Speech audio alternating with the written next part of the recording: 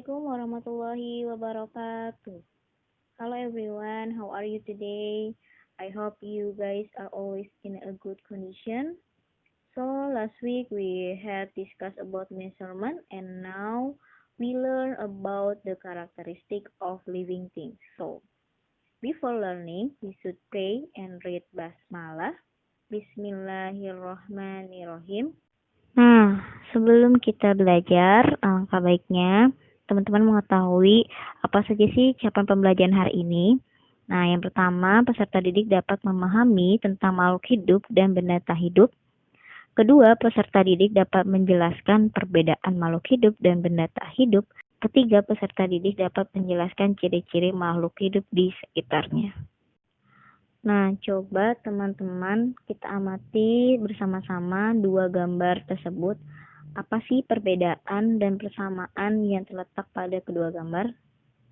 Nah, tentu teman-teman mengetahui apa sih gambar tersebut. Yang sebelah kiri teman-teman itu ada robot, yang sebelah kanan teman itu ada zebra ya. Melihat dari perbedaan kedua gambar tersebut tentu jauh berbeda ya, karena robot ini diciptakan oleh manusia, sedangkan zebra ini makhluk hidup yang diciptakan langsung oleh Allah Subhanahu wa Ta'ala. Nah, untuk mengetahui apa sih perbedaan atau ciri-ciri makhluk hidup itu, tentu teman-teman bisa memperhatikannya dari kedua gambar tersebut. Nah, misalkan contohnya, apakah zebra tersebut bertumbuh atau berkembang biak? Tentu iya ya. Nah, terus bagaimana dengan robot? Apakah robot juga sama bertumbuh dan berkembang biak? Nah, nanti kita akan mencari tahu jawabannya. Bagaimanakah perbedaan dan persamaan makhluk hidup di sekitar kita? Nah, karena kita akan bahas tentang ciri-ciri makhluk hidup dan tak hidup, kelas sebelumnya kita akan bahas tentang makhluk. Nah, makhluk ini terbagi menjadi dua, abiotik dan biotik. Abiotik tak hidup, biotik hidup. Nah, contohnya abiotik itu apa sih? Seperti pasir, batu, gitu ya. Biotik itu yang hidup, kayak hewan, tumbuhan, itu manusia juga termasuk biotik. Ciri-ciri makhluk hidup ini merupakan subbab dari pengelompokan makhluk hidup atau klasifikasi makhluk hidup. Nah, apa sih klasifikasi makhluk hidup itu? Klasifikasi makhluk hidup merupakan cara pengelompokan makhluk hidup berdasarkan persamaan atau perbedaan yang dimiliki makhluk hidup tersebut. Nah, sekarang kita mengenali apa sih ciri-ciri makhluk hidup. Nah, yang pertama itu bernapas. Nah, salah satunya patut kita syukuri yaitu nikmat hidup. Nah, karena kita masih bisa bernapas hingga saat ini, kita masih bisa menikmati indahnya dunia ini, kita masih bisa merasakan kebersamaan bersama keluarga, dan teman-teman juga masih bisa merasakan belajar walaupun hanya di rumah saja gitu ya. Nah, bernapas ini merupakan proses menghirup udara yang di dalamnya terdapat kandungan oksigen dan mengeluarkan udara tersebut dengan kandungan karbon dioksida atau CO2. Pada manusia dan hewan, tentunya kita membutuhkan alat pernapasan. Nah, kalau manusia itu kan pastinya paru-paru. Nah, kalau hewan, misalkan di sini ada serangga yang bernapas melalui trakea, terus ada ikan yang bernapas dengan insang. Nah, masing-masing hewan tersebut juga memiliki alat pernapasan masing-masing. Untuk tumbuhan memerlukan adanya karbon dioksida untuk mengalami proses fotosintesis. Nah, disitulah tumbuhan bisa mengalami pernapasan. Nah, sekarang kita akan bahas tentang bergerak. Nah, dari gambar tersebut teman-teman bisa melihat kuda yang sedang berlari gitu ya. Nah, apa sih bergerak itu? Bergerak itu berpindah dari satu tempat ke tempat lain gitu ya. Kayak kita nih misalkan dari rumah ke sekolah atau dari rumah ke rumah nenek gitu ya. Berarti kita berpindah dari satu tempat ke tempat yang lain. Hewan ataupun manusia memerlukan adanya alat bantu. Kalau kita kan memerlukan kaki.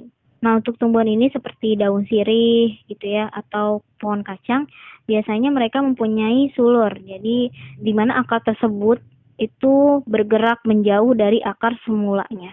Lalu selanjutnya ada tumbuh dan berkembang. Nah, apa sih perbedaan tumbuh dan berkembang? Nah, pertumbuhan adalah proses pertambahan ukuran tubuh makhluk hidup karena perubahan jumlah sel dan pembesaran sel-sel pada tubuh. Nah, misalkan pertambahan tinggi, pertambahan massa tubuh seiring bertambahnya usia dari balita menjadi dewasa. Ya, terus misalkan kalau kupu-kupu dari bertelur, terus kemudian telur berubah menetas menjadi ulat, lalu berubah menjadi kepompong, lalu berubah lagi menjadi kupu-kupu muda dan akhirnya berkembang menjadi kupu-kupu dewasa.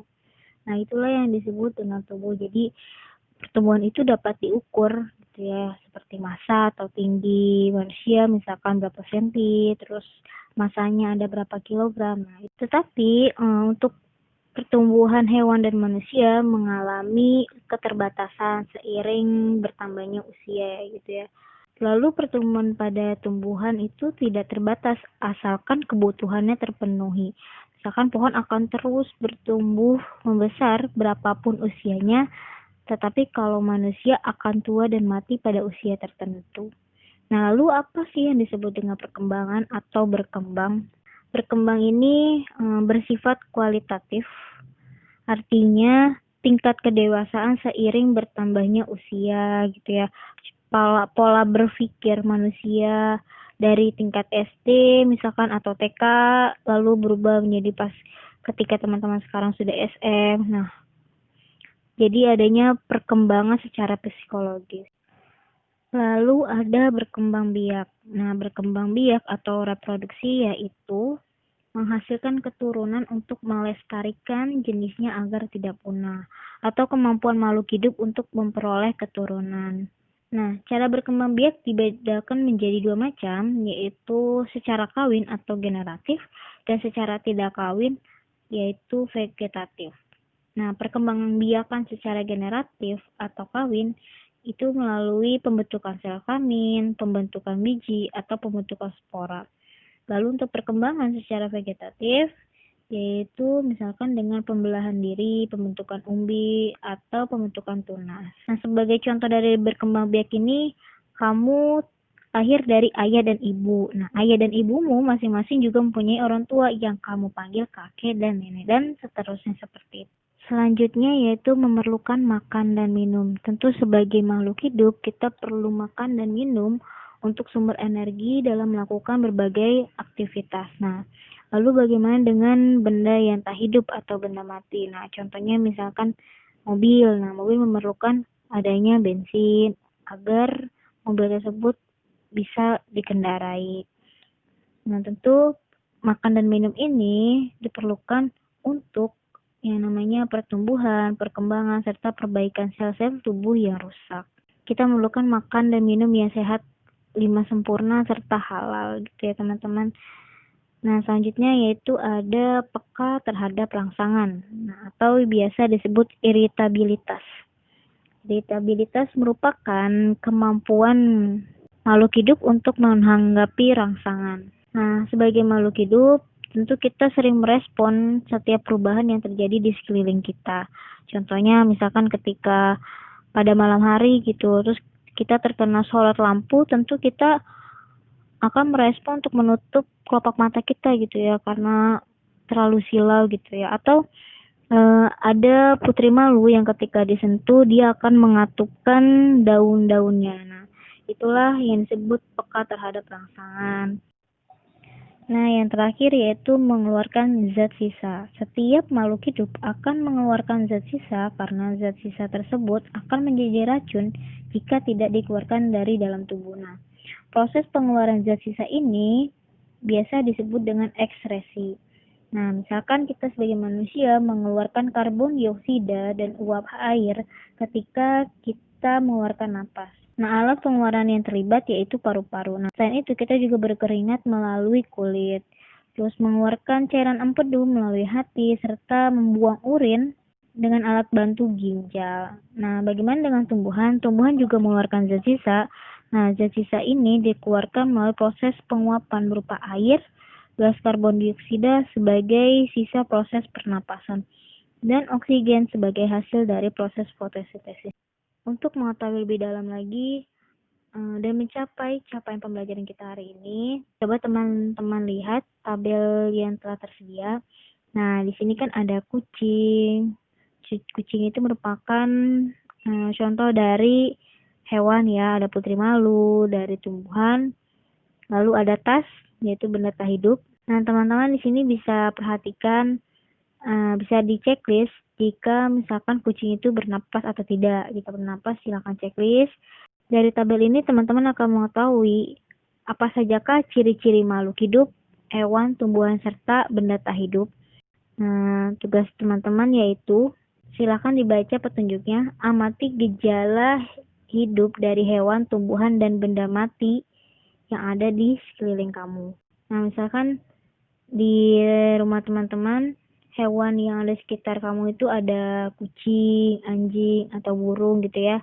Minimal 3, bisa lihat di atas hewan seperti ayam, kucing. Nah, itu minimal 3. Terus ada tumbuhan misalkan pohon jambu, pohon kelapa, atau apapun, minimal 3. Lalu ada benda mati yang sekeliling kita, ya ada tas, televisi, tempat pensi, segala macamnya. Nah, di sini kan terdapat gejala-gejala makhluk hidup. Nah, teman-teman bisa menceklis seperti contoh sebelumnya.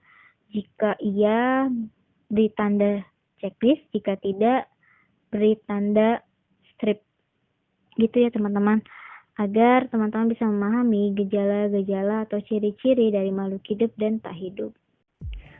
Oke teman-teman, sekian materi hari ini mengenai ciri-ciri makhluk hidup atau tidak hidup. Nah, jadi melalui tugas tersebut teman-teman bisa membedakan ciri-ciri dari hewan, manusia, tumbuhan, serta benda mati. Jadi bisa mengetahui dari sekeliling kita gitu ya. Nah, semoga teman-teman diberi kemudahan dalam memahami materi hari ini. Tetap semangat, terus jaga kesehatan, dan kalau tidak ada keperluan di luar, lebih baik tidak usah kemana-mana. Dan jika memang ada kepentingan mendesak, silakan menggunakan masker atau alat pelindung diri.